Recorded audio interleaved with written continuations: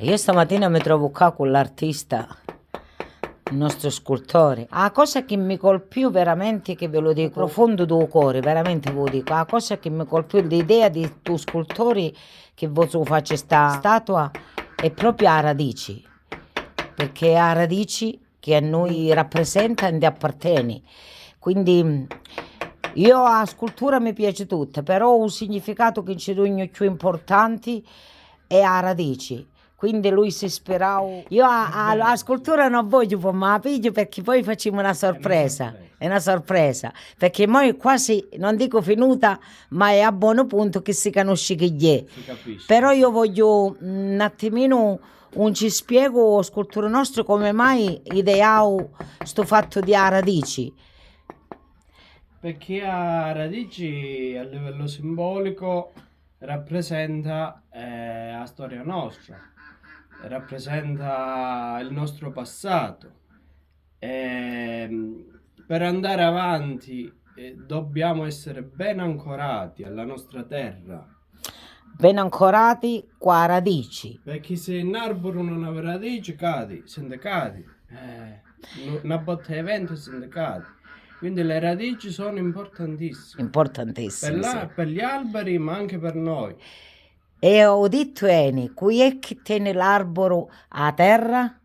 I radici. I radici, e qua vedasso. Poi vi faccio vedere la scultura che la sta facendo proprio con amore, ma non solo, io la faccio con amore perché l'arte sua è la sua passione, però la sta facendo con amore per tutti, vero? Certo, perché rappresenta la Calabria che poi va nel mondo, che la Calabria ha tanto da insegnare.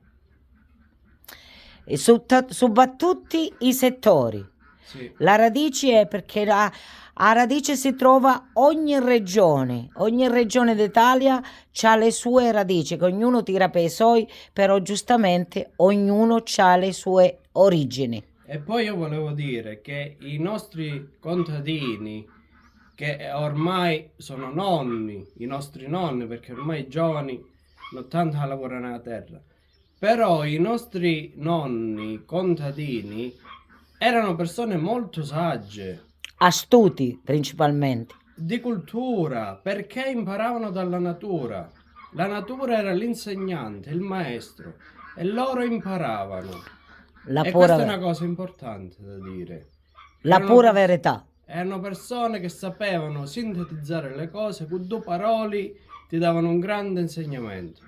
Voglio un attimino sottolineare questa cosa perché ci sembra alcuni, e a tanti, non alcuni, che la categoria contadini è sottovalutata, invece il contadino, una volta ho detto diceva, scarpe grossi e memoria fina, il contadino, vero? È proprio vero, io mi ricordo la nonna mia, una persona molto saggia, molto, che con due parole descrivevano tutto. Un grande insegnamento. Sì, è vero. Cosa che magari non fanno i professori dell'università. Eh sì, perché chi imparavano su bei sparisoi che i ditti. Su bei libri. Guardate, io ti dico una cosa, io giro e rigiro e giro e diricati. Starboro e Tovento, però l'artista nostro ci fece un attimino rivivi. Guardate, andavi grossi, delicati, andavi fini, andavi più corti, andavi più lunghi. Questo ciò vuol dire andavi una che è immensa, guardate qua, questa. Ciò vuol dire che ognuno di noi ha il suo valore. A delicata, affonda, a dove giustamente trova a un terreno fertile e noi oggi troviamo qua a Raisena grazie al nostro scultore che vi faremo giustamente giorno 7 noi questa casa sveleremo, non va più avanti che se no si vede. Vi saluto e quindi vi aggiorniamo.